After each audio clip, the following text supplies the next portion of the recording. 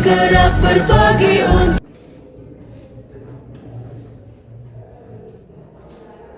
Assalamualaikum warahmatullahi wabarakatuh.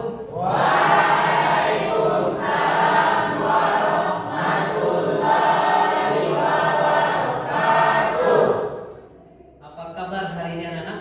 Baik, Pak. Alhamdulillah. Tadi pagi sudah sarapan? Alhamdulillah. Besok harapannya semuanya kita sarapan ya? Apakah hari ini bahagia semua? Alhamdulillah, luar biasa ya. Nah, hari ini kita belajar matematika. Tapi sebelum kita belajar, marilah kita berdoa yang dipimpin oleh Dimas. Silakan Dimas.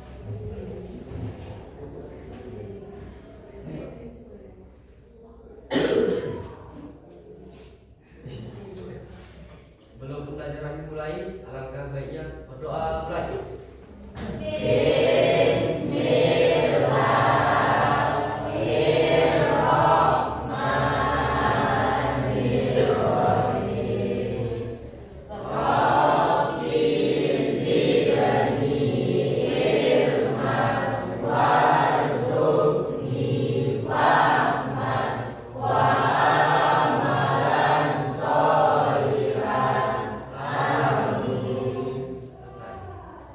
Silakan Dimas kembali ke tempat.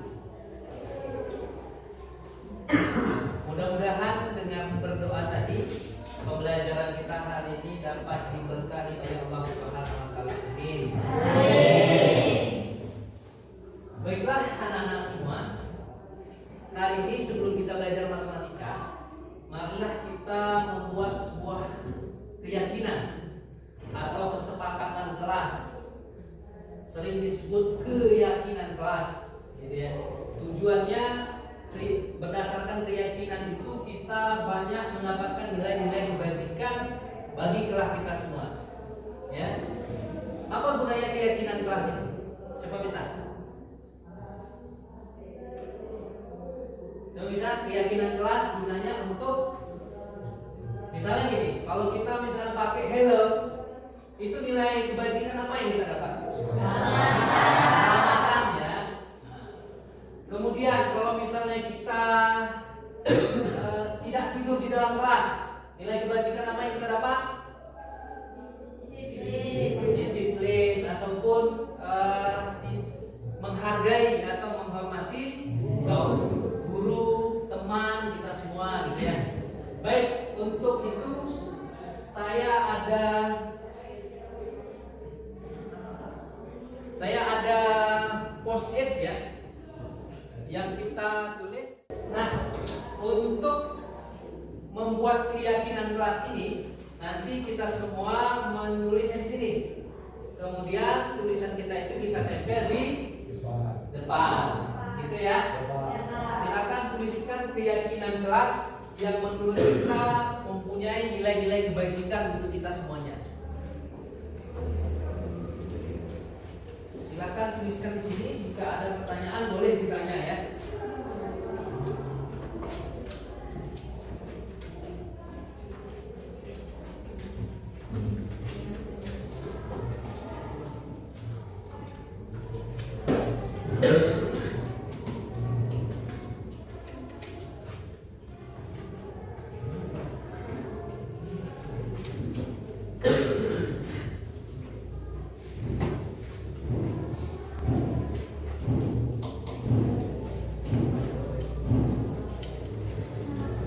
Ya, silakan tulis nama. Kita membuat keyakinan kelas.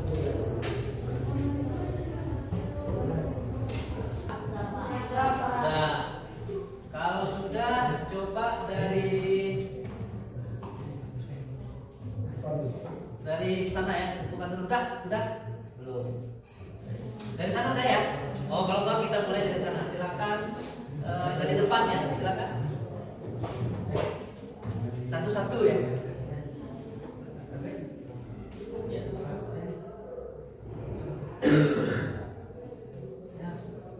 Oke, silakan Yusuf.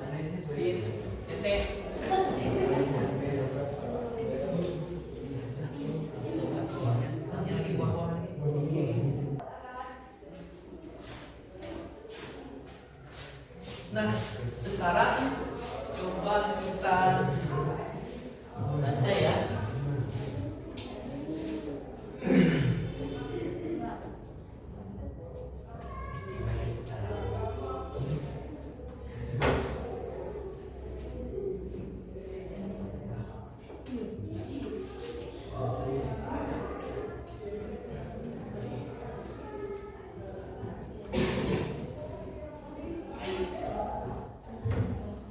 Nah, kita baca dari sini. Dari Siti Suwarni. Siti Suwarni, jangan merusak hiasan kelas ya. Jadi jangan merusak hiasan kelas. Kemudian dari Melisa, selalu disiplin dalam mengerjakan tugas ya. Nah, tugas kita sekarang adalah ketika sudah ada kalimat seperti ini, kita susun menjadi kalimat positif. Contohnya ini, dilarang membuli. Jangan ada kata dilarang. Saling menghargai dan menghormati sesama teman kelas. Tidak ada lagi kata dilarang. Jadi, ada yang bisa tulis? Coba bisa tulis. Bisa?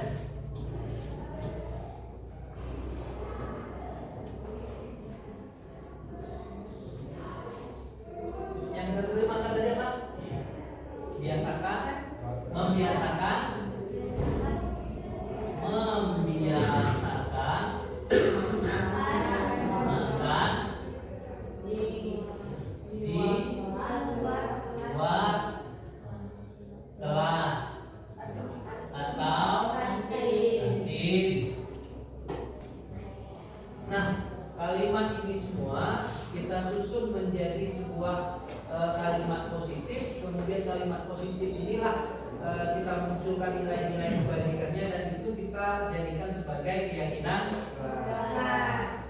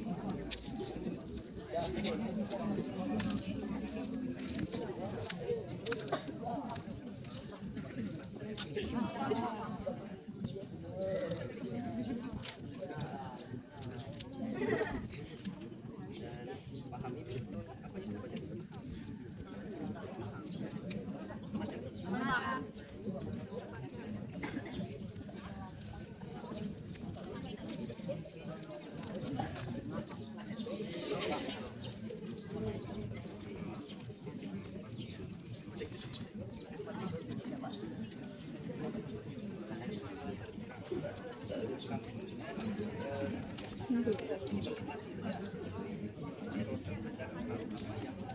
Assalamualaikum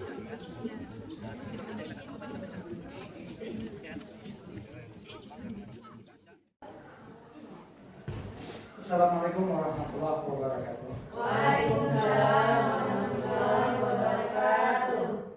Bapak Ibu yang berbahagia, pertama sekali marilah kita menyampaikan rasa syukur kita kehadirat Yang Maha Kuasa. Dengan limpahan rahmat dan karunia-Nya pada hari ini kita bisa mengikuti kegiatan diseminasi calon guru penggerak dari rekan kita yaitu Pak Fadli. Selanjutnya selawat beriring salam sama-sama kita sampaikan kehadiran junjungan para nabi kita Nabi Muhammad SAW. Mudah-mudahan dengan berselawat kita bisa mendapatkan syafaat dari beliau di yaumil akhir. Bapak Ibu yang berbahagia, sebagaimana kita ketahui bersama, salah satu rekan kerja kita saat ini sedang mengikuti pelatihan program guru penggerak. Berbagai hal yang Bapak ini dapatkan dalam pelatihan, harapan kita bersama bisa disampaikan informasinya atau saling sharing kepada kita bersama, sehingga ilmu yang didapatkan oleh rekan kita ini, Pak Fadliadi ini, bukan hanya dimiliki oleh Pak Fadliadi, tapi bisa kita miliki secara bersama. Bapak Ibu yang berbahagia, cerita diseminasi hari ini yaitu berkaitan dengan budaya positif. Budaya itu adalah segala sesuatu hal, semacam kebiasaan yang terjadi di lingkungan kita. Karena kita dalam lingkungan pendidikan, maka setiap budaya yang kita kembangkan itu diharapkan memang mengarah ke nilai-nilai yang positif, sehingga dikatakan menjadi budaya positif. Nah, di dalam ini nantinya banyak hal yang perlu kita diskusikan bersama, banyak hal yang perlu kita peroleh informasinya dari rekan kita. Jadi untuk mempersingkat waktu, kegiatan diseminasi ini kita mulai. Selanjutnya nanti kita harapkan kepada Pak Fadliadi bisa menyampaikan paparan materinya kepada kita bersama. Selanjutnya nanti Bapak Ibu, kalau memang ada tanggapan, ada yang perlu kita diskusikan bersama, nanti akan kita diskusikan di akhir sesi. Demikian yang dapat saya sampaikan. Lebih dan kurang mohon maaf. Assalamualaikum warahmatullahi wabarakatuh. Waalaikumsalam warahmatullahi wabarakatuh.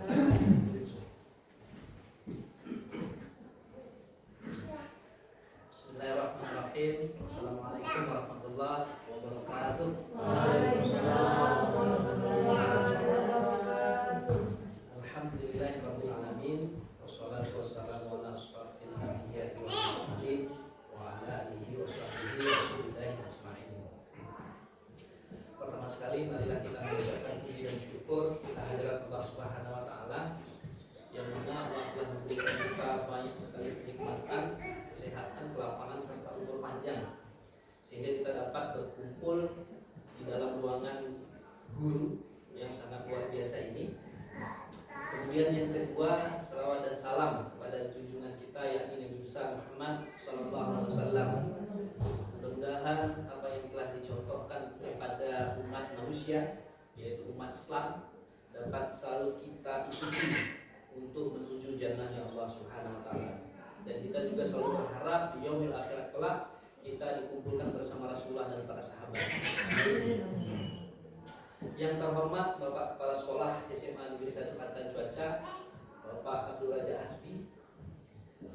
Yang saya hormati para guru dan staf SMA Negeri 1 Pantan Cuaca. Sebelumnya ucapan terima kasih diberikan kepada saya untuk diseminasi ataupun menyampaikan materi tentang budaya positif. Nah, di sini kita lebih ke diskusinya, Bapak Ibu. Artinya posisi saya bukan artinya mengajari, akan tetapi berbagi dan berkolaborasi. Terkait nanti apapun yang kita diskusikan itu akan membawa perubahan yang lebih positif di sekolah kita. Nah, baik dalam kesempatan ini kami ditugaskan untuk menyampaikan budaya positif apa yang selama ini kami dapat di daring maupun luring, itu kita akan sampaikan di sini. Baik, budaya positif. Di antaranya materi yang ingin kita sampaikan, yang pertama disiplin positif dan nilai kebajikan. Kemudian teori motivasi dan hukuman, teori motivasi dan penghargaan, keyakinan kelas, kebutuhan dasar manusia, 5 posisi kontrol, dan segitiga restitusi. Nah, disiplin positif ini, disiplin dan nilai kebajikan. Di sini menjelaskan pentingnya memilih dan menentukan nilai-nilai kebajikan yang akan diyakini dan disepakati seluruh warga sekolah, sehingga kelak terciptanya sebuah budaya yang positif. Artinya sebuah kebiasaan-kebiasaan yang positif tercipta dari nilai-nilai kebajikan. Nilai-nilai kebajikan itu terlepas dari agama, terlepas dari adat, suku, dan budaya. Misalnya ketika kita pakai helm, tentu nilai kebajikan apa yang kita dapat? Nah, kita naik kereta, kemudian kita pakai helm, nilai kebajikan apa yang kita dapatkan? Tentu nilai kebajikan keselamatan. Nah, nilai keselamatan, apapun agamanya, apapun sukunya, pasti mengarahkan kita untuk pakai helm, itu nilainya sama, keselamatan. Begitu juga dengan yang lain, misalnya ketika kita mengajar di kelas, misalnya, ada siswa misalnya mengantuk, kemudian ketika dia mengantuk, tentu nilai kebajikannya tidak dia dapatkan. Misalnya dengan memperoleh ilmu, ataupun memperhatikan guru, ataupun ketika kita buat kerja kelompok, maka nilai kebajikan kebersamaan dia nggak dapat lagi. Jadi bagaimana cara kita menerapkan nilai kebajikan, mendapatkan nilai kebajikan sehingga terciptanya sebuah budaya positif. Artinya nilai-nilai kebajikan seperti saling menghargai, menghormati, disiplin, mematuhi, seperti itu. Jadi kalau misalnya kita sering atau membuat ataupun menerapkan nilai-nilai kebajikan yang semakin banyak, maka semakin terciptalah sebuah budaya positif. Nah, kemudian selanjutnya teori motivasi, hukuman, dan penghargaan. Nah, sesuai dengan yang disampaikan di Diane Gosen dalam bukunya, menyatakan ada tiga motivasi perilaku manusia, dan ini juga terjadi ke siswa kita seperti itu. Yang pertama, untuk menghindari ketidaknyamanan atau hukuman. Nah, ketika sebuah aturan dibuat, ketika siswa itu melakukan sesuatu, tentu untuk menghindari ketidaknyamanan. Ketika misalnya kita guru datang ke sekolah ini, motivasi kita apakah karena takut ditegur oleh kepala sekolah atau bagaimana? Tapi kalau misalnya kita takut ditegur oleh kepala sekolah, itu artinya kita menghindari ketidaknyamanan atau hukuman. Kalau misalnya dikatakan oleh kepala sekolah, siapa guru yang terlambat hadir maka hukumannya seperti ini, tidak ada keluar SKP. Maka motivasi kita melakukan hadir ke sekolah tepat waktu itu karena hukuman. Begitu juga dengan siswa. Ketika kita berikan tugas, siapa yang tidak mengerjakan tugas ini akan dihukum, misalnya seperti itu. Maka siswa mengerjakan tugas itu bukan karena kemauan sendiri, ya, tetapi karena takut hukuman. Itu yang pertama.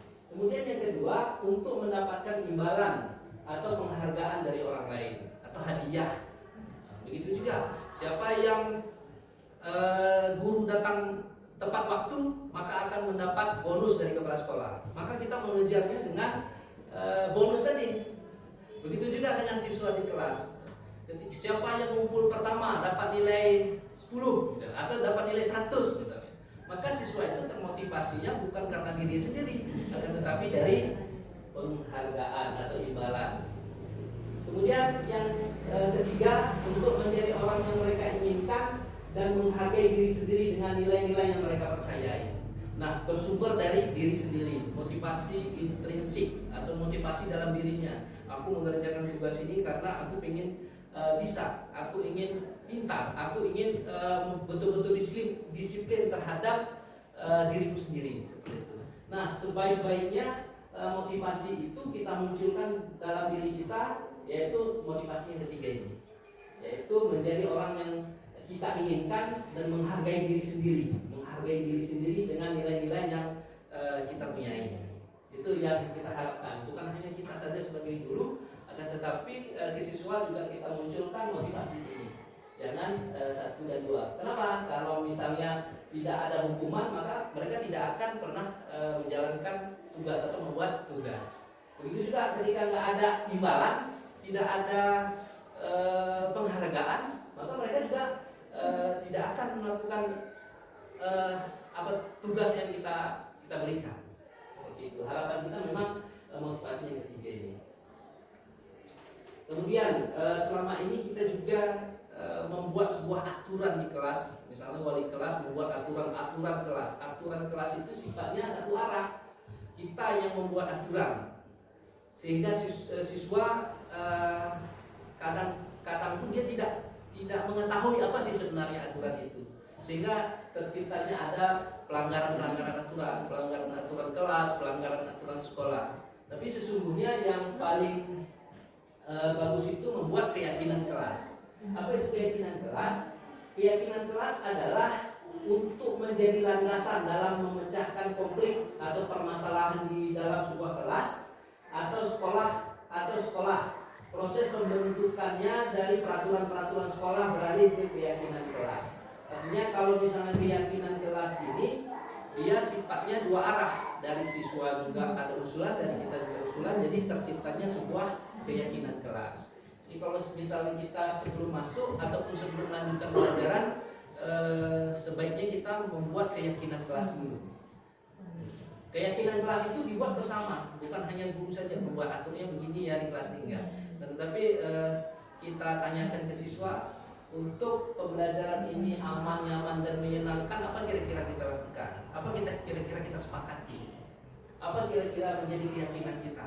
Tentu keyakinan kelas ini memunculkan nilai-nilai kebajikan yang tadi. Misalnya ketika tepat waktu masuk, nilai kebajikan apa yang didapatkan oleh siswa? Disiplin mereka dapat, kemudian tidak ketinggalan pelajaran, kemudian apa lagi? Dan lain-lain seperti itu. Nah, sebaiknya memang ke depan kita membuat keyakinan kelas sebelum proses pembelajaran dilakukan. Tetapi untuk mengontrolnya ini tetap kita tampilkan, misalnya sesuai dengan keyakinan kelas kemarin. Kebajikan apa yang sudah kamu dapat, apa yang kamu langgar, seperti itu. Oke, lanjut. Nah, ini ada kebutuhan dasar manusia, dan bukan hanya siswa saja, seluruh manusia ini kebutuhan dasarnya. Yang pertama, bertahan hidup. Ketika kita menjadi guru menyampaikan materi, tentu kita harus makan dulu, makan atau sarapan pagi ini. Kalau misalnya kita perlu kosong, anak konsisten untuk bukan hanya mengajar, untuk diri sendiri aja udah sepoyongan seperti itu. Nah, jadi untuk bertahan itu begitu juga dengan siswa. Mereka juga harus tanyakan apakah mereka sarapan. Jadi kita paksakan dengan banyak tugas diberikan kepada siswa. Kenapa mereka menghindar? Mereka lapar bro. Nggak tahan. Kita suruh lagi anak untuk presentasi, gitu. Bagaimana mau presentasi perut aja lapar gitu. Sehingga dia diam terkadang siswa itu. Nah, kita harus mengetahui ternyata kebutuhan dasar dia terpenuhi atau enggak. Seperti ini, bertahan hidup, makan enggak ya? Dan rata-rata kita perhatikan memang siswa kita itu enggak sarapan pagi. Terus kita kasih tugas, kamu kenapa tidak melakukan ini? Kamu membaca aja malas seperti itu. Jadi kita tidak boleh langsung klaim bahwasanya siswa kita itu bodoh, siswa kita itu malas, itu tidak boleh. Sementara kebutuhan dasar mereka pun tidak terpenuhi. Itu yang pertama sekali bertahan hidup itu makan. Kemudian selain makan, kalau bertahan hidup kan juga punya rumah gitu. Kadang-kadang siswa kita ini tidur pun dia nggak di rumahnya, sehingga tidak dapat kebutuhan dari orang tua. Misalnya seharusnya dia makan pagi sarapan, dia tidak. rumah sakit. Kemudian di samping bertahan itu dia juga perlu kebutuhan kasih sayang. Dia pengen diperhatikan oleh gurunya. Datang guru marahi, sehingga siswa-siswa seperti inilah yang kita katakan malas. Gitu. Sesungguhnya kita tidak memperhatikan dia, sesungguhnya memerlukan kasih sayang kita. Panggil nak, apa sebenarnya yang ada masalah pada kamu, ibu sayang loh sama kamu. Nah, itu panggil ya. Kemudian kebebasan, dan mereka juga ingin bebas. Sehingga ketika mereka tahu sesuatu, mereka maka menampilkan, ataupun mereka menghindari tugas, ingin bebas. Maunya santai itu, senang-senang aja. Kemudian ada kesenangan. Nah, semua manusia ternyata perlu kesenangan. Jadi bagaimana cara kita supaya siswa kita itu juga senang. Jadi selama ini kita tidak memperhatikan dia senang atau tidak. Nah, bagaimana menciptakan kesenangan itu? Itulah tadi kita membuat keyakinan kelas tadi. Kalian senangnya bagaimana? Seperti itu. Kemudian yang ini penguasaan. Mereka juga suka dipuji. Oh, ternyata kamu bisa ya melakukan ini. Ternyata kamu bisa. Ada pujian kita terhadap mereka. Dan inilah kebutuhan kebutuhan dasar manusia, dan kita sebagai guru juga membutuhkan ini. Butuh memang. Jadi kalau misalnya siswa tidak ada kebutuhan ini, maksudnya ini tidak terpenuhi, bagaimana mereka mau belajar? Jadi kita harus memang memperhatikan kebutuhan dasar manusia ini. Oke, lanjut. Nah, 5 posisi kontrol ini pada umumnya, tapi kita lebih kita tarik atau dekatkan ke sekolah. 5 posisi kontrol. Jadi posisi kita sebagai guru mengontrol siswa itu, yang pertama sebagai penghukum. Kita sebagai penghukum, sikit-sikit nanti kalau misalnya kamu tidak bisa menyelesaikan ini, kamu saya hukum. Atau kamu terlambat hari ini, kamu harus keliling lapangan. Atau kamu terlambat hari ini, ya angkat kaki sebelah. Dan itu posisi kita sebagai penghukum. Jikapun kita selama ini melakukan hal yang demikian, maka posisi kita masih posisi pertama, posisi kontrol, yaitu sebagai penghukum. Kemudian posisi kedua, pembuat merasa bersalah. Ini sering kita. Ibu sudah membuat tadi malam, atau bapak sudah membuat tadi malam bahan untuk belajar, kalian menjawabnya pun nggak mau. Bagaimana kalian memikirkan ibu? Bagaimana kalian memikirkan bapak?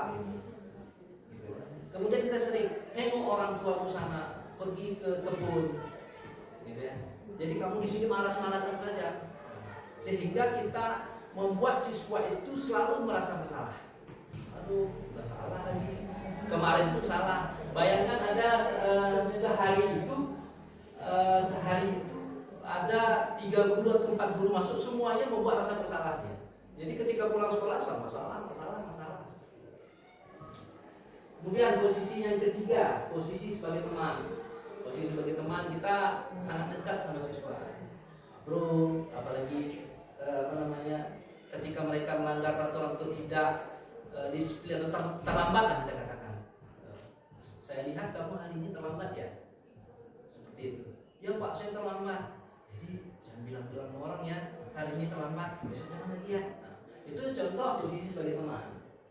Posisi kita sebagai teman juga buat siswa itu. Kemudian sebagai pemantau atau monitor, itu ada catatan, memang kita sebagai guru ada catatan, ada perubahan siswa ini dari sebelumnya menjadi lebih baik. Kemudian ada kalimat-kalimat 1 bulan ini ibu perhatikan kamu murung terus. Nah, gitu.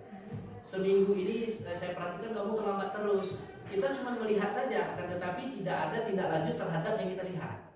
Itu posisi pemantau, atau sering disebut ini sebagai pengawas.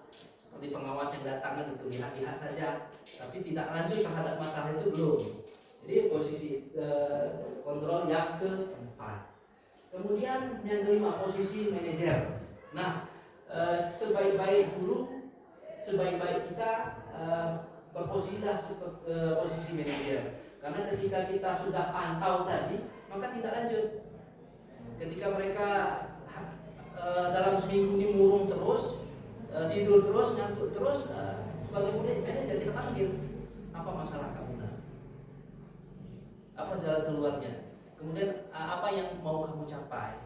Kemudian keyakinan apa yang mau kamu capai? Sehingga dari dia sendiri permasalahan itu bisa terselesaikan, bukan dari kita.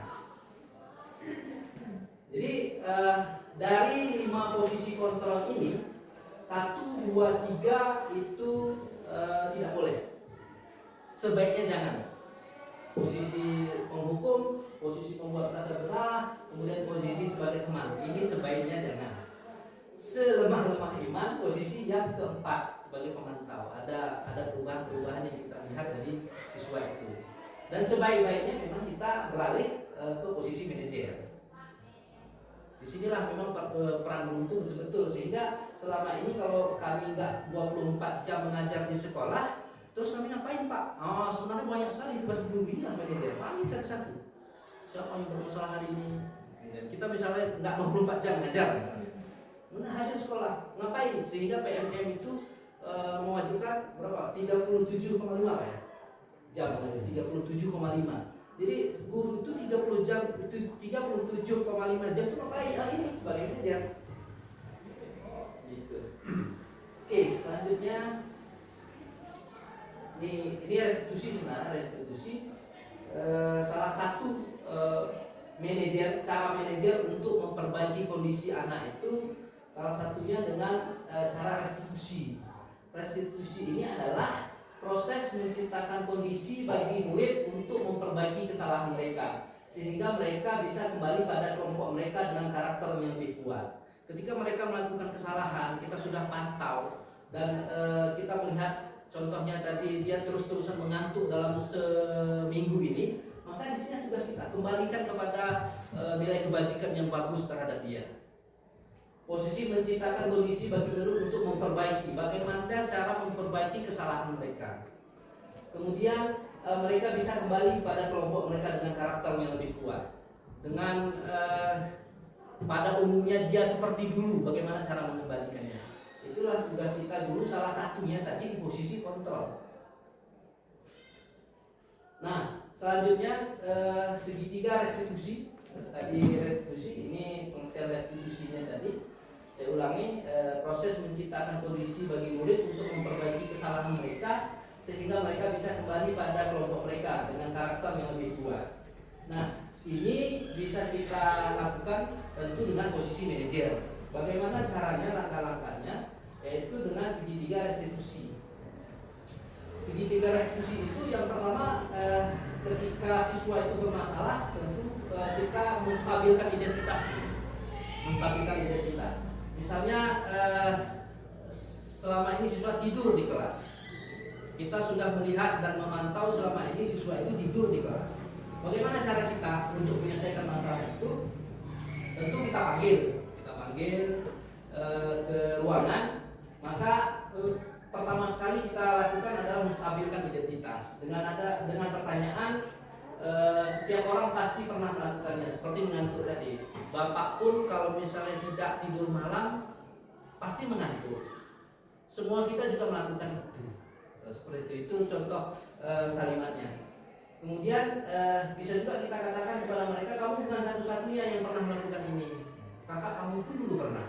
Semua pun kita kalau misalnya ngantuk kurang tidur malam akan tidur di kelas. Kita panggil dia seperti itu. Kemudian setelah kita menstabilkan identitas, kemudian ada validasi tindakan yang salah. Kita validasi tindakan yang salah. Sehingga kamu tentu punya alasan mengapa melakukan itu. Tentu kamu punya alasan kenapa kamu tadi mengantuk. Kita dengarkan alasan mereka. Kemudian adakah cara yang lebih efektif untuk mendapatkan apa yang kamu butuhkan? Kira-kira apa yang kamu butuhkan sesungguhnya? Tidur Pak, tapi tidur Pak, seperti itu. Tentu itu jawaban. Tidur. Jangan tidur dulu. Tidur dulu di sini. Istirahat dulu di sini. 15 menit ya. Jangan terus sampai pulang. Kemudian setelah kita tanyakan tindakan yang salahnya, kemudian selanjutnya kita menanyakan keyakinan. Sehingga bisa kita tanyakan keyakinan kelas apa yang telah kita sepakati. Kita ingat dulu kan begitu kita masuk dulu ada keyakinan kelas yang sudah kita bangun di kelas itu. Tentunya tidak ada mengantuk, ada masuk di situ. Tidak mengantuk ataupun tidak tidur di kelas itu kan sesuai dengan keyakinan yang disusun sebelumnya dulu. Maka dari keyakinan kelas mana yang kamu langgar? Seperti keyakinan kelas apa yang telah disepakati, dia akan sebutkan. Kemudian kamu ingin menjadi orang yang seperti apa? Tentu saya ingin nanti nggak ngantuk lagi Pak. Bagaimana caranya? Bagaimana caranya? Untuk malam saya tidak begadang Pak. Oh, itu bisa kamu lakukan. Bagaimana caranya? Kalau misalnya kamu bangun pagi-pagi itu tetap terlambat, bagaimana caranya? Dan cara itu kita ambil dari dia, kita ambil dari apa yang dia katakan, bukan dari kita. Kita sebagai memfasilitasi atau menerapkan segitiga restitusi ini bukan dari kita solusinya, tapi dari dia sendiri, tanpa dia sadari. Seperti itu. Sehingga kamu ingin menjadi orang seperti apa? Saya ingin lebih rajin lagi Pak. Bagaimana caranya? Nanti malam ataupun pagi-pagi saya suruh dibanguni oleh orang tua. Atau saya punya kakak Pak. Oh ada kakak ya? Bangunin oleh kakak ya pagi-pagi aja. Jangan lagi terlambat ya.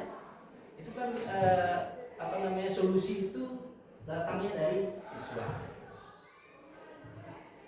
Kemudian ini yang terakhir, praktek segitiga restitusi. Restitusi bukan untuk menebus kesalahan. Kemudian namun untuk belajar dari kesalahan, bukan harus membayar kesalahan yang sudah dibuat, bukan itu. Tapi untuk belajar dari kesalahan, apa yang bisa kita belajar dari kesalahan yang ada. Dalam restitusi, ketika murid berbuat salah, guru tidak mengarahkan untuk menebus kesalahan dengan membayar sejumlah uang atau memperbaiki kerugian yang timbul atau sekedar meminta maaf. Karena kalau fokusnya ke sana, maka murid yang berbuat salah akan fokus pada tindakan untuk menebus kesalahan dan menghindari ketidaknyamanan yang bersifat eksternal. Bukannya pada umumnya upaya perbaikan diri yang lebih bersifat internal. Biasanya setelah menebus kesalahan, orang yang berbuat salah akan merasa sudah selesai dengan situasi itu, sehingga merasa lega seolah-olah kesalahan tidak pernah terjadi. Intinya pada penerapan segitiga restitusi ini, siswa itu yang menawarkan solusi untuk dirinya. Ya. Cukup sekian presentasi dari saya. Selanjutnya kita langsung diskusi aja Bapak Ibu ya. Ya, Istirahat dulu Pak. Duduk santai. Bapak Ibu, demikian tadi paparan dari rekan kita Pak Fadli berkaitan dengan budaya positif. Bapak Ibu, ada 6 poin tadi bagian dari dalam budaya positif, yaitu disiplin positif dan nilai kebajikan. Yang kedua, hukuman dan konsekuensi. Yang ketiga, keyakinan kelas. Yang keempat, kebutuhan dasar. Yang kelima, posisi kontrol. Dan yang keenam itu adalah restitusi. Ini komponen-komponen untuk membentuk suatu budaya positif, Bapak Ibu. Ini komponen-komponennya. Ketika komponen-komponen ini tidak berjalan dengan baik, otomatis budaya positifnya juga nanti tidak akan berjalan dengan baik. Karena ini akan saling kait-mengkait. Bapak Ibu, dulunya kita sudah pernah tahu bagaimana kita melakukan pembelajaran. Ada yang menamakan pembelajaran perubahan tingkah laku, behavioristik. Hasil belajar itu karena ada perubahan tingkah laku. Kemudian ada teori berkembang. Kemudian setelah itu teori berkembang. Setiap kita ingin melakukan pembelajaran, perhatikan audiennya. Lihat tingkatan umurnya. Kalau mereka masih berpikir konkret, jangan bawa ke berpikir abstrak. Inilah yang kita kenal dengan teori kognitivisme. Selanjutnya, perkembangan selanjutnya, manusia itu sudah punya modal. dia sudah punya modal, dia sudah punya pengetahuannya, hal-hal yang sudah dia ketahui, yang sudah dia miliki, kita manfaatkan untuk membangun satu pengetahuan yang baru. Inilah yang kita kenal dengan teori konstruktivisme. Terakhir, Bapak Ibu, kita guru ada audien kita, peserta didik kita itu adalah manusia. Manusia itu bentuknya jauh lebih kompleks daripada yang lain. Dia punya perasaan, dia punya nilai, dia punya kebutuhan dan lain sebagainya. Sehingga bagaimana kita melakukan pembelajaran, yang kita perlakukan dia secara manusiawi sesuai dengan perasaan dan kebutuhan yang dia miliki. Inilah yang kita kenal dengan teori humanistik. Nah, Bapak Ibu, cerita ini semua tadi memang hal yang sangat baik, ikut dengan teori pembelajaran yang sudah ada. Akan tetapi kalau saya ingin sampaikan Bapak Ibu, kalau memang belum sampai tahapan ke humanistik, tidak ada masalah. Kalau nilai kebajikan itu belum tertanam, nggak ada masalah. Kita berikan suatu penghukuman bahkan. Nah, hanya saja memang harapan kita jangan sampai ke sana. Sedikit ini Pak Fadli sebagai pemateri kita hari ini, sekali lagi tolong Bapak sampaikan. Misalkan ada satu kasus siswa kita mengantuk di kelas. Dalam proses pembelajaran dia mengantuk, bagaimana pandangan dari 6 bagian dari wilayah positif ini terhadap siswa tersebut, dan kira-kira bagaimana penyelesaiannya? Silakan Pak. Nah, kebetulan ini kasus mengantuk itu ada saya buat terus sudah videonya Pak. Itu mungkin bisa kita lihat bersama. Baik, terima kasih Pak atas pertanyaannya. Mungkin ini bisa sama-sama kita tanggapi nanti bersama pertanyaan dari Pak Kepala Sekolah. Nah, untuk kasus ini sudah saya buatkan videonya, kasus mengantuk, dan apapun kasusnya bisa diselesaikan dengan segitiga restitusi sebenarnya. Kemudian ini sudah saya buat videonya, berdurasi lumayan juga ini, gitu ya. Coba Bu, lihat Bu.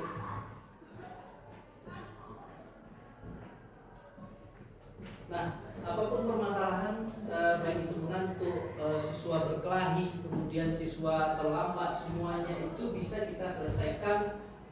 Coba Bu, ini lebarkan Bu. Ya. Nah, apapun permasalahan siswa itu tentu bisa kita selesaikan, terutama yang ada sesuai dengan pertanyaan tadi mengantuk. Yang pertama kita menstabilkan identitasnya dulu. Kita tanya, kamu tadi Bapak perhatikan di sekolah dan di kelas tertidur, kenapa? Nah, gitu. Saya ngantuk Pak, tadi malam begadang membantu orang tua bekerja misalnya. Ya, Bapak juga mengantuk. Kalau misalnya tadi sore, berarti kamu tadi malam begadang ya. Bapak ketika begadang juga mengantuk di pagi harinya. Dan kita semua juga melakukan hal yang sama, pasti akan mengantuk. Seperti itu namanya menstabilkan identitas. Kemudian setelah tadi validasi tindakan yang salah ya, habis ini kalau kita coba kemana? Awal dulu. Dipercepat Atau awal? Pertama sekali kan menstabilkan identitas. Nih. Kemudian validasi tindakan yang salah. Kemudian menanyakan keyakinan. Nah, udah Bu, kita coba. Udah Bu, ke PPT aja.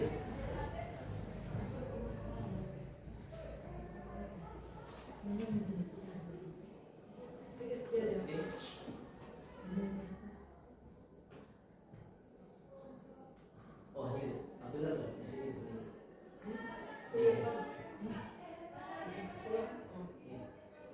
Ini. Oke, jom. Nah, tadi pertanyaan Bapak Kepala Sekolah, bagaimana menyikapi terhadap ini Pak ya? Bagaimana menyikapi mengantuk sesuai dengan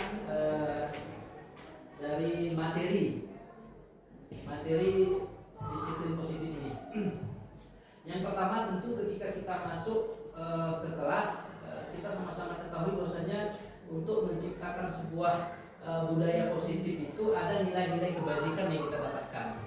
Seperti kalau misalnya kasusnya mengantuk, artinya ada nilai kebajikan yang dia tidak dapatkan. Bagaimana cara mendapatkan nilai kebajikan itu? Tentu tidak mengantuk atau tidak tidur di dalam kelas.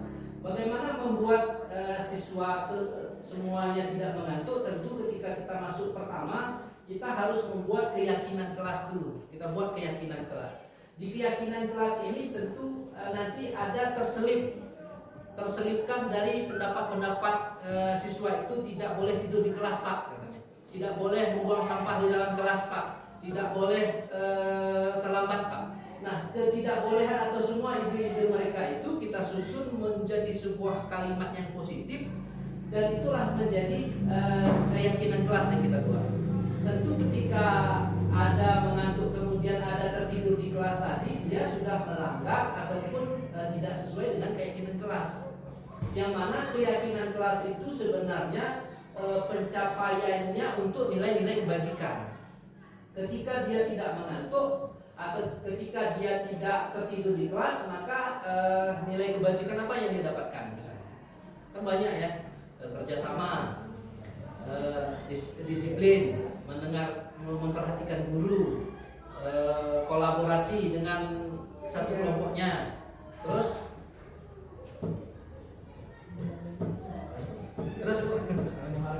saling menghargai. Nah, ketika kita membuat keyakinan kelas itu, maka di sana sudah tercover tidak menantu tadi. Kemudian 5 posisi kontrol. Kita sebagai guru tentunya sebagai manajer. Maka seperti yang di video tadi kita panggil siswa itu, cuman kita tidak menghukum karena kamu ngantuk tadi, sekarang kamu berdiri. Nah, kan tentu tidak begitu. Kemudian membuat rasa bersalah, kamu pun tidur aja, ibu udah capek jelaskan dari tadi. Tentu kita juga tidak begitu. Nah, satu-satunya cara yaitu posisi manajer. Posisi manajer ini tadilah yang menjadi cara kita untuk menyelesaikan permasalahan mengantuk tadi. Yang pertama tentu kita stabilkan dulu identitasnya, yaitu kita tanyakan, dan ini banyak pertanyaan-pertanyaannya akan tetapi masuk ke kategori menstabilkan identitas. Dan bukan hanya sebenarnya mengantuk, berkelahi misalnya, mereka habis itu pertumbuhan, habis itu kita panggil satu-satu. Kenapa? Apa yang terjadi tadi? Tentu mereka masih panas, mereka masih marah, mereka masih ngantuk. Kemudian kita stabilkan dulu identitasnya. Setiap orang pasti pernah melakukan kesalahan. Setiap orang pernah melanggar keyakinan kelas. Kakak-kakak dulu juga pernah melanggar itu. Hari ini kamu kenapa nak? Kemudian kamu bukan satu-satunya yang pernah melakukan ini. Banyak sebelum-sebelumnya pun pernah. Tapi mereka lebih begitu ketemu saya langsung semangat, dan sekarang nggak lagi pernah tidur di kelas. Kemudian setelah menstabilkan identitas, validasi tindakan yang salah, dan ini sesuai dengan video tadi. Kamu tentu punya alasan mengapa melakukan itu, kenapa kamu mengantuk seperti itu. Kemudian menanyakan keyakinan kelas. Keyakinan kelas apa yang kita sepakati. Jadi bagaimana caranya supaya dia nggak ngantuk, itu yang kita kita arahkan dia. Dan keyakinan kelas yang muncul ini bukan dari kita tapi dari mereka. Itu tanggapan dari saya terkait pertanyaan Bapak tadi. Mungkin selebihnya bisa dari kita semua. Baik Bapak Ibu, yang ada ingin didiskusikan, ditanyakan, silakan. Kemudian itu tadi berarti ada kebutuhan dasar manusia yang tidak terpenuhi. Dia kebutuhan dasar siswa apa yang tadi ketika tidur di kelas tidak terpenuhi kira-kira? Salah satunya yang pertama tadi Pak. Ya, yang pertama ya. Tadi, jadi apapun ceritanya dia harus kita penuhi dulu kebutuhan dasarnya. Kalau kebutuhan dasar ini tidak terpenuhi, maka siswa itu akan bermacam-macam lah variasinya. Pak, Ya, silakan. ini sedikit seperti seperti yang kita ketahui, biasanya di sekolah kita ini itu saya kurang paham masuk kebutuhan hidupnya gimana. Biasanya anak kita itu kan libur dengan alasan membantu orang tua. Iya. Nah, jika seperti itu keadaannya, bahkan bukan sekali seminggu, bahkan ada yang seminggu 2 kali atau sampai seminggu 4 kali. Iya. Jika tidak kita izinkan, menurut saya itu tidak memenuhi kebutuhan yang tadi, Pak.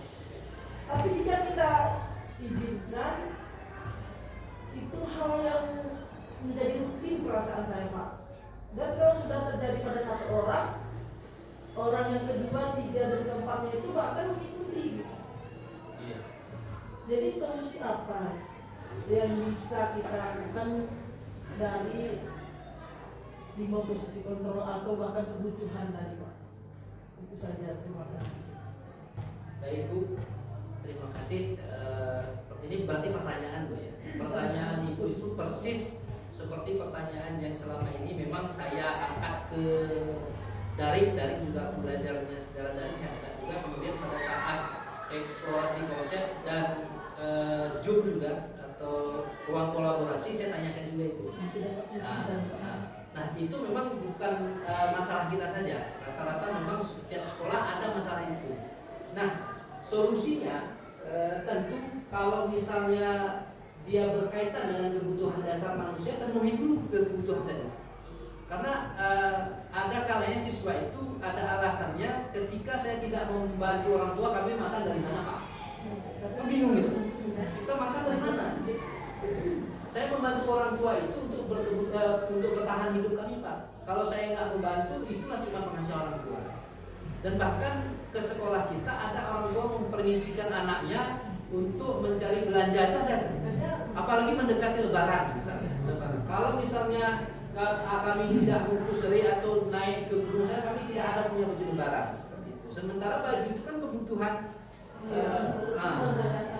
kebutuhan dasar manusia untuk bertahan hidup seperti itu. Dan ini memang menjadi permasalahan kita bersama, dan inilah kemudian kita kolaborasi bagaimana menjawab pertanyaan ini. Kemudian kalau kita posisi tentu kalau misalnya sebagai penghukum nggak mungkin ya, kasus apa ini nggak mungkin di posisi penghukum, ya kan? Sudah dia nggak hadir, kemudian membantu orang tua, hukum lagi yang di sekolah. Kemudian kita juga tidak mungkin membuat posisi merasa bersalah seperti itu. Ngapain kamu bantu orang tua? Ibu saya sudah dari pagi di sini menunggu kamu. Kemudian ada kegiatan pagi kamu nggak ikut, jangan datang. Begitu dia datang, itu kayaknya nggak lagi datang, besoknya udah nggak datang itu. Dan kemudian sebagai teman juga, nggak juga. Kemudian pemantau yang kita lakukan selama ini itu sebagai pemantau, tentunya. Nah, kalau pertanyaan itu bagaimana caranya, dan posisi kontrol apa yang kita lakukan, tentu posisi kontrol manajer. Kita ini kan lah dengan segitiga restitusi tadi, kita panggil. Selama ini kita cuma memantau saja, tidak kita selesaikan dengan cara segitiga restitusi ini. Jadi tentu kita panggil, apa sebenarnya? Kan itu, kenapa sebenarnya? Apa permasalahan kamu? Oh, saya setiap malam membantu orang tua Bu. Oh begitu ya. Saya dulu, bapak dulu waktu kecil pas sekolah juga bantu orang tua. Tapi saya sampai tengah malam Pak, sampai pagi malah seperti itu, sehingga saya tidak sempat lagi ke sekolah.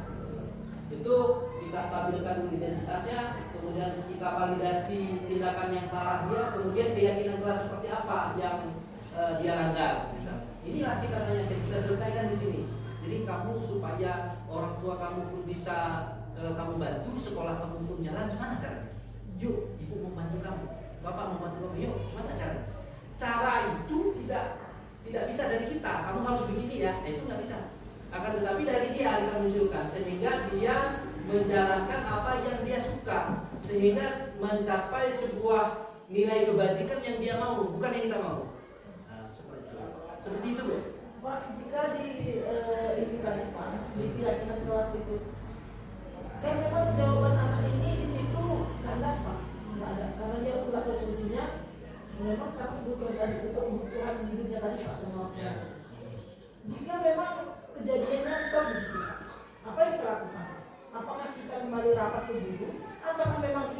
harus turun tangan bantu kebutuhan. Nah, itu bagaimana nih maksudnya? Karena memang kita pun kan di situ udah memang kalah kita Pak, karena memang untuk kebutuhan hidupnya tadi, dan memang kita tahu bahwa buat orang tua dia tidak mampu. Ya, Nah, baik. kita tanya itu jawabannya karena sisi Pak, karena memang dia pun nggak tahu ininya. Karena memang dia memang harus membantu gitu Pak. Kalau dia membantu tadi makanya jarang sekolah. Ya, baik. Sangat luar biasa pertanyaan Ibu. Silakan Pak. Saya bantu Bapak ini untuk memang juga diskusi. Ya, betul. Ya, ya, ya. Mungkin bisa membantu. Mungkin kita kalau bisa, belum bisa terbantu, kita cari solusi sama-sama di sini. Kan di yang tadi ada komitmen di dalam kelas. Kalau seperti pertanyaan Bu Dini tadi, kita mempunyai komitmen dengan anak-anak tersebut yang melakukan yang apa tadi Bu? Yang bantu orang tuanya tadi. Bisa, beliau tidak sekolah bisa. Ada juga komitmen dari kita. Dia membantu orang tua dari pagi sampai sore. Malam hari kalau ada waktu, silahkan minta buku catatan dari teman sekelas, tetangga. Itu solusi dari saya. Jika memang keinginannya untuk belajar itu keras, kuat, pasti dia akan lakukan itu. Berarti dia tahu bahwa berarti tadi kita nyatat di kelas ini bersama ibu inilah pelajaran kita hari ini. Jadi sebuah sambil mencatat, dia itu sambil membaca dan menghafal apa saja yang dipelajarinya itu tadi siang. Dan untuk siswa yang merasa cemburu ini, kebanyakan itu siswa yang cemburu ini. Kenapa si A bisa? Kenapa si B bisa? Kenapa pas saya yang nggak ada sekian hari langsung ibu panggil, langsung bapak panggil? Nah seperti itu. Kalau bisa kita nasihati, kita ajak ngobrol. Kita kalau ada kereta kita bawa. Kalau bisa bertukar peran, kita bawa terus, bukan berarti kita menjelekkan teman-temannya. Seperti itulah kegiatan teman-teman. Seandainya posisinya di posisimu, berat kalau bisa sanggup, kita bermain peran. Mungkin itu saja dari saya, semoga membantu. Atau mungkin dari bapak ibu yang lain bisa dengan solusi yang lain. Terima kasih Bapak. Iya, baik Pak. Terima kasih Pak. Sangat luar biasa masukan oleh Pak Sedik. Ada lagi Bu? Jadi, Pak, Ya, baik Bu jadi Dini Ramlah. kasus dari Bu ini tadi bertepatan sekali salah satu siswa kita memang saya panggil kemarin. Dan itu memang alasannya karena bantu orang tua. Dan setelah saya temui di kantor memang cukup memperhatikan. Tetapi begitu dibuat kesepakatan, ternyata bisa memang Pak Pandi solusi tentang dari dia sendiri. Iya. Nah, kemarin saya bertanya begini, nah kalau ada terus menerus seperti ini, Win, orang tua kamu juga orang kamu pasti harapannya kamu tamat. Tapi di samping itu orang tua kamu juga berharap kamu membantunya untuk memenuhi kebutuhan dan begitu. Bukan cuma berdua dengan orang tua. Kira-kira apa solusinya? Yuk sama-sama kita cari supaya enak di kamu, enak juga di kantor sekolah kita, kan begitu. Ternyata dia bilang begini, sebenarnya Bu, saya kadang-kadang kan sampai jam 4 ngumpus, pulang ngumpus nih Bapak. Malam hari berarti ya. Kalau siang-siang Bu, tak bisa kami ngumpus, terlalu basah, sedikit nak keluar. Ya. Betul. Nah, itu tadi begitu, kira-kira apa solusinya kan gitu saya Iya, bilang. iya. Bisa saja Bu sebenarnya, tapi kalau seandainya saya datang agak sedikit terlambat, bisa nggak Bu? Nah, tanya lagi, biasanya kan masuk cepat pagi Bu, kalau saya datang kira-kira jam 8:45, Ibu marah nggak? Misalnya gitu kan. Iya, iya. Nah, saya terus terang bilang, kalau sekali 2 kali, bisa jadi Ibu nggak marah. Dan ini kan juga selain daripada kita berdua, ada teman-teman kamu juga gitu. Kira-kira kamu masuk, tapi nggak terlambat, gimana caranya? Apa ya Bu? Kadang-kadang memang betul-betul susah saya bangun pagi karena jam 4 subuh baru tidur. Itu alasan saya sama ini nggak sekolah. Gimana kalau seandainya sama siapa pergi ngurusnya? Kadang sama mama cuma berdua. Mama kamu nggak bangun? Enggak. Gimana kalau mamanya diingatkan sih bangun ini? Ya, ya, ya. Nah, ya. Coba tahu ya. Kadang-kadang mama aku lah nggak sedikit terlambat bangunnya. Tapi memang udah lama tidurnya kan. Jadi memang itu baru sekali jumpa. Kadang kalau jumpa lagi lagi ada tuh solusi yang lebih bagus kan. Iya, iya, betul, betul. Nah, ternyata terima kasih Bu Binti Rahmah, luar biasa. Tanpa terasa ternyata Bu Binti Rahmah sudah menerapkan ini. Jadi sebenarnya dari dulu kita sudah punya, akan tetapi sekarang ditekankan kan gitu. Ini kita sudah punya. Kemudian permasalahan-permasalahan kemudian ini juga dari dulu sudah ada posisi ini, akan tetapi sekarang ditekankan seperti itu. Nah, seperti yang dilakukan oleh Bu Binti Ramlah, tentu ketika memanggil sudah menstabilkan identitas. Kamu kenapa selama ini? Kan itu yang Ibu lakukan. Tapi secara Ibu sudah melakukan ini, tapi tersampaikan segitiga restitusi ini baru sekarang seperti itu. Sebenarnya ini sudah lama dilakukan. Nggak tahu namanya. Gitu. Dan masukan dari Pak Sarjun tadi, kita sebagai guru bukan hanya di sekolah saja. Kalau memang kita sanggup seperti itu ya, betul-betul guru ya, menjadi betul-betul guru ya, jemput ke sana, jumpai orang tuanya apa permasalahan. Kalau enggak pekerjaan itu sesuaikan sama si Win misalnya, supaya jangan terganggu sekolahnya. Kita berikan pandangan terhadap orang tuanya.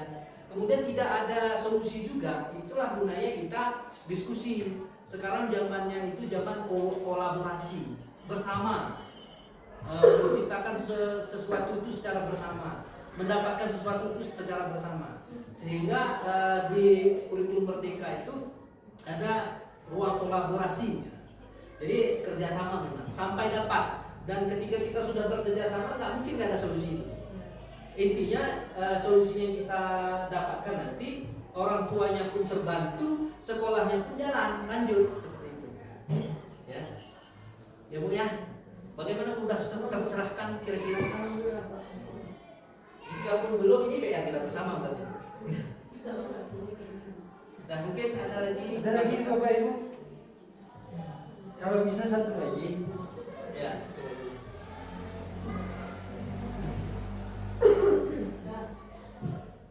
Ada? Aku bertanya Pak. Ya, silakan. Pak atas kesempatannya. Ini mungkin ya dari kasus-kasus terus ini kita Ya, ya, betul. Mungkin di sini bukan lagi ngantuk, bukan lagi mungkin alasan nggak lanjut ke sekolah, gitu ya. Dia pergi ke sekolah, tetapi nggak sampai ke sekolah, gitu Pak. Tapi kira-kira itu kasusnya apa sebenarnya? Dua berarti itu kan ada hubungannya tidak sesuai dengan orang tua dan tidak sesuai juga dengan sekolah. Iya. Kalau itu kasusnya kira-kira gimana kita menanggapinya Bapak? Nah, kalau pertanyaan itu bagaimana menanggapinya dan bagaimana menyelesaikannya, tentu kita selaku guru harus posisi kita manajer. Kan itu udah sepakat ya. Kita harus posisi manajer. Nggak bisa ini, nggak bisa ini, apalagi ini. Jadi di sana kemarin kami sepakati bahwasanya ini tidak boleh memang dilakukan lagi sekarang. Dan haram hukumnya seperti itulah kalau ditinjau dari sekarang. Tapi kalau misalnya ini selama iman tadi. Kemudian bagaimana kita menyikapi itu tadi, posisikan kita sebagai guru sebagai manajer. Ketika kita sudah menjadi posisi manajer, tentu kita melakukan segitiga restitusi tadi. Semua permasalahan yang ada di dunia ini bisa diselesaikan dengan ini. Seperti kasus itu tadi, dia dari rumah memang berangkat ke sekolah, akan tetapi tidak sampai ke sekolah. Tentu dia punya alasan kenapa dia melakukan itu. Dari tanya tadi itu alasannya juga sedikit membingungkan. Nah, kita lihat dari posisi kebutuhan dasar dia, Bu. Apa di antara 5 ini yang belum kita penuhi terhadap dia? Dia nggak senang, bisa jadi nggak senang dia. Jadi guru yang bagus itu kan itu yang baik itu kehadirannya dirindukan oleh siswanya. Itu kan. Bagaimana cara membuat itu menjadi guru yang dirindukan siswa? Jadi dia tadi dari 5 kebutuhannya ada nggak terpenuhi itu? Sementara ini kebutuhan dasar harus terpenuhi. Mungkin selama ini datang ke sekolah nggak dapat kasih sayang dia, oh kau bewin kan bisa. Sering nggak datang, jadi dia untuk hadir ke sekolah pun, sekolah itu menjadi sumber masalah gitu. Itu makanya dia nggak mau. Kemudian dari dimana mungkin dia nggak senang, nggak ada dapat kesenangan dari sekolahnya. Jadi Pak, betul. ditanya sepertinya berapa ya? Dari 5 5 dasar. Kelima ini sepertinya di dia itu kayaknya merasa nggak ada. Nah, kalau misalnya kebutuhan dasar itu nggak ada, ini harus dipenuhi dulu. Ini harus terpenuhi. Bagaimana caranya? Itulah tugas kita guru sebagai manajer. Jadi sesungguhnya tugas guru itu lumayan gitu ya. pelajaran menarik. Biasa. Berarti memang kalau berdasarkan yang kita dengar dari dia ini semua Pak Den ya. Iya, Iya, semua. semua satu pun katanya nggak ada di dia. Betul. Ketika ini satu saja tak terpenuhi, maka siswa itu akan aneh dalam pandangan kita. Sehingga kita menyimpulkan kalau selama ini kita tidak memperhatikan ini, kamu malas sekali, kamu bodoh sekali. Nah, itu tidak boleh lagi ke depannya, gitulah. Karena sesungguhnya ketika siswa itu tidak mendapatkan sesuatu itu kesalahan guru tidak mampu mengakomodir kebutuhan siswa. Ya, kesalahan. Itu kesalahan guru. Kenapa dia nggak suka datang ke sekolah? Dia nggak suka sama gurunya. Memang Dan ketika sekarang kan dikembang-kembangkan pembelajaran diferensiasi. Diferensiasi itu kan artinya seorang guru menampung atau mengakomodir kebutuhan siswa. Jadi kalau misalnya kita buat LKPD itu nggak cukup satu. Misalnya kita lihat dari gaya belajar misalnya, kinestetik atau audio visual kan ada 3 ya. Kita buat 3 LKPD. Ini untuk yang audio, ini untuk yang visual, ini yang kinestetik. Sementara misalnya kita katakan matematika, dia memang nggak suka hitung-hitung. Kita paksakan harus suka. Mana mau dia? Daripada jumpa Pak dia itu mending nggak usah masuk. Begitu juga daripada jumpa pemikiran marah-marah, mending nggak usah masuk saya. Artinya dia tidak terpenuhi yang 5 tadi. Jadi tugas kita sebagai guru, sebagai manajer, bagaimana supaya kebutuhan 5 dasar itu terpenuhi dia. Dan bahkan kalau misalnya ngantuk tadi pun suruh tidur nggak apa-apa. Tidur dulu mau. Baru kita selesaikan masalah. Nggak terus orang ngantuk kita selesaikan. Kamu harus terapkan segitiga restitusi misalnya. Itu akan bisa. Memang harus tidur. Dia mau kasih saya nggak bagus sebenarnya bagaimana? Nah, seperti itu. Sehingga di sini tidak ada lagi yang menghukum bodoh kali kamu, itu nggak ada. Kemudian harus kamu angkat kaki sebelah berdiri di depan kelas misalnya, itu nggak ada. Berarti intinya Ya. apapun permasalahannya harus ke segitiga restitusi tadi kita bawa. Ya, ini salah satu ya, bukan satu-satunya. Salah satu penyelesaian masalah menggunakan segitiga restitusi. Sementara kan teori-teori lain banyak juga, tapi yang ditekankan pada kurikulum merdeka itu ini. Kemudian kesemuaan yang saya sampaikan tadi, ini sudah kita lakukan dari dulu ini. Kita lakukan, semua kita lakukan ini juga. Kemudian kalau misalnya kan sering kita udah sarapan bagi-bagi itu kan udah zaman dari dulu kita tanyakan itu. Tapi kita belum terkuatkan oleh ini, seperti itu. Oke, ada lagi? Sedikit saya tambahkan Pak. Ya, baik Pak. Meskipun tadi dibilang oleh rekan-rekan setiap permasalahan ujung-ujungnya diselesaikan oleh Segitiga restitusi, tapi saya yang tambahkan meskipun diselesaikan oleh segitiga restitusi, kita Bapak Ibu Dewan Guru harus mempunyai sifat yang legowo,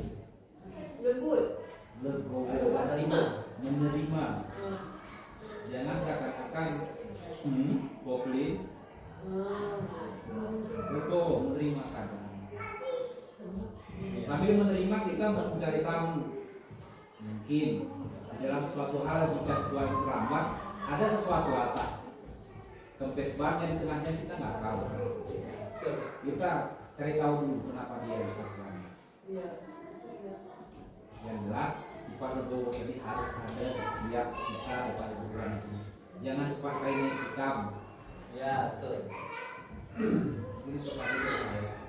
Ya, sangat tepat sekali Pak. Benar Pak. Yang seperti Bapak sampaikan, apa penyebab dia terlambat? Kita tanyakan juga. Legowo itu posisinya di sini Pak. Yang Bapak sampaikan itu validasi tindakan yang salah. Kamu tentu punya alasan mengapa kamu terlambat. Semua permasalahan itu kalau misalnya kita selesaikan, pasti dia melewati yang 3 ini. Sehingga 3 ini jadi teori sebenarnya, kan begitu. Pak dia bilang nggak sejauh ini. Kalau udah.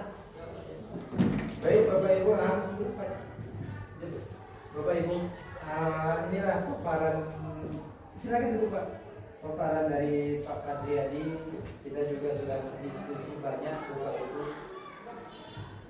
dari permasalahan-permasalahan yang ada di lingkungan sekolah kita terkait dengan peserta didik kita. Banyak yang sudah kita diskusikan pada hari ini, kita coba mencari penyelesaian dengan cara-cara yang baik Bapak Ibu, terutama di sini dengan menggunakan alur segitiga restitusi. Di samping itu banyak hal yang perlu kita pertimbangkan, apakah itu kebutuhan dasarnya, kemudian bagaimana dengan nilai-nilai kebajikan yang ada. Bapak Ibu, untuk menciptakan budaya positif yang ada di sekolah itu tidaklah terbatas hanya lingkungan sekolahnya yang kita kondisikan, akan tetapi seyogianya seluruh lingkungan yang menyangkut dengan warga sekolah tersebut terkondisikan dengan baik. Dalam artian Bapak Ibu, ketika ada permasalahan, katakan tadi siswa kita mengantuk di sekolah, dia tidak tidur malamnya, itu kan bukan berada di sekolah. Jadi supaya budaya positif di sekolah itu bisa berkembang dengan baik, lingkungan yang tempat dia tidur pada saat malam itu juga harus dikondisikan dengan baik. Kita tidak bisa berdiri sendiri, Bapak Ibu. Jadi dengan demikian memang ini alur penyelesaian di kita. Kemudian apa permasalahan-permasalahan di sini otomatis pada bagian akhir ini kalau nggak salah ya, di keyakinan yang disepakati apa penyelesaiannya, ini harus juga kita kondisikan, kita koordinasikan dan kita sampaikan kepada katakanlah orang tua atau wali dari peserta didik kita. Tidak serta-merta penyelesaian itu ada di kita. Jadi demikian Bapak Ibu berkaitan dengan diskusi kita hari ini, diseminasi dari rekan kita Pak Padriadi terkait dengan topik budaya positif. Dan mudah-mudahan dengan diseminasi kita saat ini Bapak Ibu kita bisa mendapat penyegaran, paling tidak adalah hal yang kita dapatkan sedikit, apakah itu sifatnya informasi atau saling sharing atau mungkin hal-hal yang lain yang kita dapatkan pada hari yang berbahagia. Bapak Ibu yang berbahagia, demikian kegiatan diseminasi ini. Lebih dan kurang kami mohon maaf. Terima kasih kita sampaikan kepada Pak Padriadi yang sudah menjadi pemateri kita bersama. Akhir kata, billahi taufiq wal hidayah. Assalamualaikum warahmatullahi